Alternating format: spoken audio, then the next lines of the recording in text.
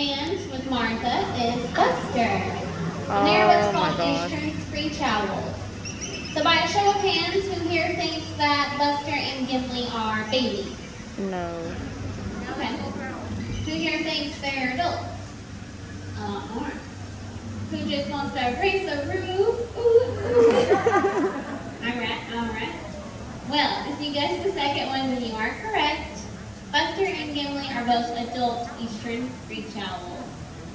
So screech owls have actually been misnamed. They don't even make a screeching noise. I guess you could say that they don't really give a hoot. But they actually make more of a wavering whistle that kind of sounds like this.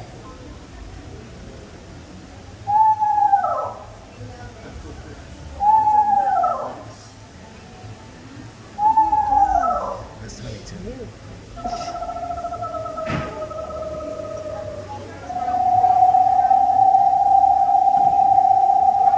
He's like, who's making that noise?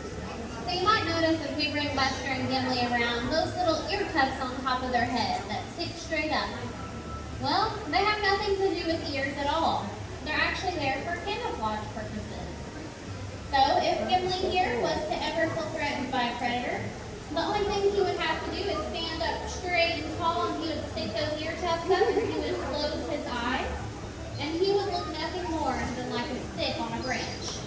So they are masters of camouflage. And you might be wondering why Buster and Gimli are two completely different colors. Well, it's because they're two different color morphs. Gimli, who is with me, is a red-faced color morph.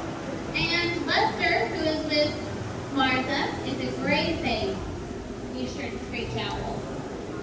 And there is another color phase out into the wild. It's called the brown-faced eastern screech owl. Cute. And it's brown. We're very creative when we come up with names here for birds. Oh, he's adorable, But- Jay. These guys are nocturnal hunters. That means they only hunt at night. So whenever you drive down the road